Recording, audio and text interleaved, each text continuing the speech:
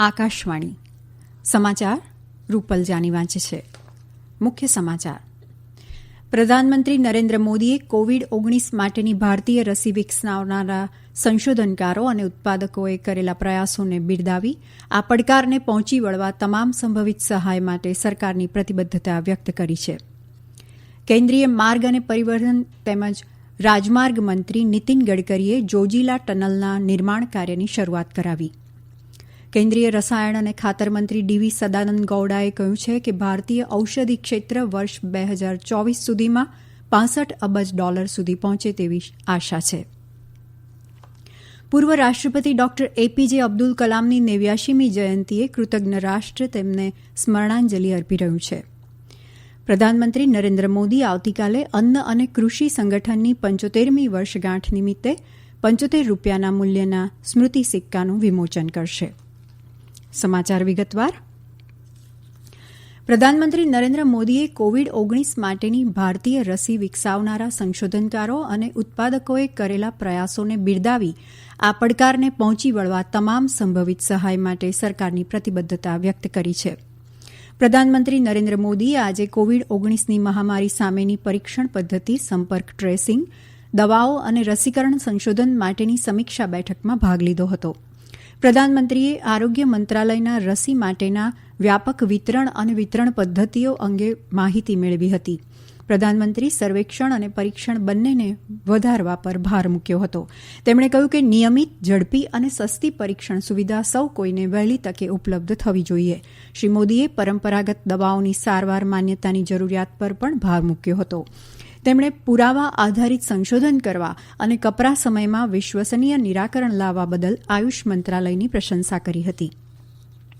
આ બેઠકમાં આરોગ્ય મંત્રી ડોક્ટર હર્ષવર્ધન, નીતિ આયોગના આરોગ્ય સમિતિના સભ્ય ડોક્ટર વી.કે. પોલ, મુખ્ય વૈજ્ઞાનિક સલાહકાર પ્રોફેસર કે. વિજય રાઘવન અને વરિષ્ઠ વિજ્ઞાનીઓ અને અધિકારીઓ હાજર રહ્યા હતા.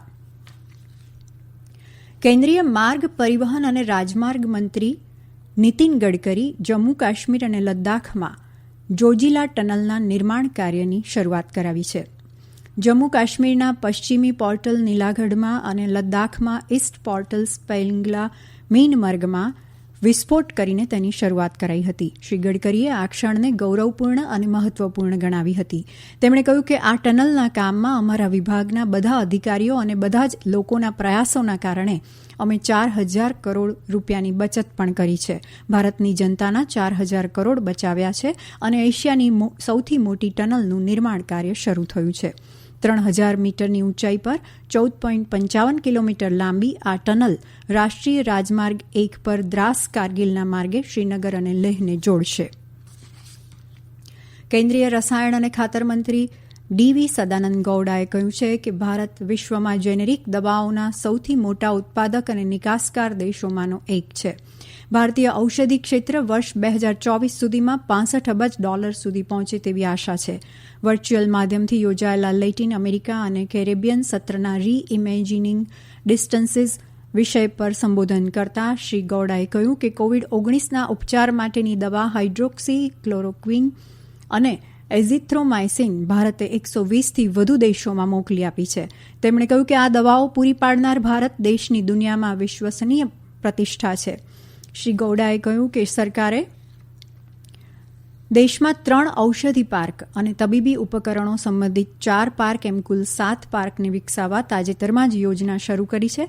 તેમણે ફાર્મા ક્ષેત્રમાં ઉત્પાદન કેન્દ્ર સ્થાપિત કરવા રોકાણકારોને આમંત્રણ આપ્યું હતું. શ્રી ગૌડાએ કહ્યું કે ભારતમાં રસાયણ અને પેટ્રો રસાયણ ક્ષેત્રનું યોગદાન અંદાજે $165 અબજ છે અને 2025 સુધીમાં આ $300 અબજ સુધી વિસ્તરવાની સંભાવના છે. પૂર્વ રાષ્ટ્રપતિ અને મિસાઇલ મેન તરીકે પ્રસિદ્ધ ડોક્ટર એપીજે અબ્દુલ કલામની 89મી જયંતિએ કૃતજ્ઞ રાષ્ટ્ર તેમને સ્મરણાંજલિ અર્પી રહ્યું છે. તેઓ દેશના 11મા રાષ્ટ્રપતિ હતા. માહિતી અને પ્રસારણ મંત્રાલયના ફિલ્મ્સ ડિવિઝન દ્વારા શ્રદ્ધાંજલિ રૂપે તેની વેબસાઇટ અને યુટ્યુબ ચેનલ પર પીપલ્સ પ્રેસિડેન્ટ આ શીર્ષક હેઠળ અંગ્રેજીમાં 52 મિનિટનું પ્રસારણ કરાયું, જેનું નિર્દેશન પંકજ વ્યાસે કર્યું છે અને તેમાં ભારતીય અંતરિક્ષ વિજ્ઞાન કાર્યક્રમની સફળતામાં ડોક્ટર કલામની મહત્વપૂર્ણ ભૂમિકા સહિત તેમના જીવન અને કાર્યોને દર્શાવવામાં આવ્યા છે. રાષ્ટ્રપતિ રામનાથ કોવિંદે રાષ્ટ્રપતિ ભવનમાં આયોજિત સમારંભમાં ડોક્ટર કલામને શ્રદ્ધાંજલિ આપી. ઉપરાષ્ટ્રપતિ એમ વેંકૈયા નાયડુએ પૂર્વ રાષ્ટ્રપતિને સાદગી અને જ્ઞાનના પ્રતીક ગણાવ્યા છે. તેમણે ટ્વીટ કરીને કહ્યું કે ડોક્ટર કલામ હંમેશા પ્રત્યેક ભારતીયને પ્રેરણા આપતા રહેશે. પ્રધાનમંત્રી નરેન્દ્ર મોદીએ જણાવ્યું છે કે ડોક્ટર કલામે રાષ્ટ્રપતિ તથા વૈજ્ઞાનિક તરીકે ભારતના વિકાસમાં આપેલું યોગદાન ચિરસ્મરણીય રહેશે. તેમનું જીવન ઘણા માટે પ્રેરણાદાયક છે.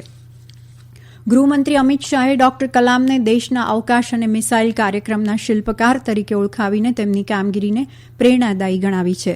તો માહિતી અને પ્રસારણ મંત્રી પ્રકાશ જાવડેકરે ડોક્ટર કલામે 21મી સદી માટે ભારતને સક્ષમ બનાવવા આપેલું યોગદાન અતુલનીય ગણાવ્યું હતું. સંયુક્ત રાષ્ટ્રસંઘના ઉપક્રમે ભૂતપૂર્વ રાષ્ટ્રપતિ ડોક્ટર એપીજે અબ્દુલ કલામની જયંતિની વિશ્વ વિદ્યાર્થી દિવસ તરીકે ઉજવણી થઈ રહી છે. આ વર્ષના વિદ્યાર્થી દિવસની વિષય વસ્તુ છે લોકો, વિશ્વ, સમૃદ્ધિ અને શાંતિ માટે શિક્ષણ. તમિલનાડુમાં રામેશ્વરમ નજીક આવેલા ડોક્ટર કલામના સ્મારક ખાતે આજે ખાસ કાર્યક્રમનું આયોજન કરવામાં આવ્યું હતું. આ સમાચાર આકાશવાણીના છે. વધુ સમાચાર કોરોના અંગેના આ સંદેશ બાદ.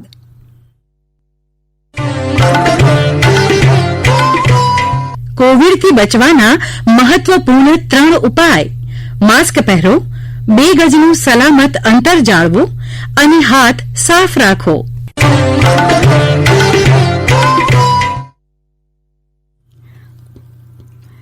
અન્ન અને કૃષિ સંગઠન FAOનો આવતીકાલે 75મો સ્થાપના દિવસ છે. પ્રધાનમંત્રી નરેન્દ્ર મોદી FOAની 75મી વર્ષગાંઠ નિમિત્તે ₹75 મૂલ્યના સ્મૃતિ સિક્કાનું વિમોચન કરશે.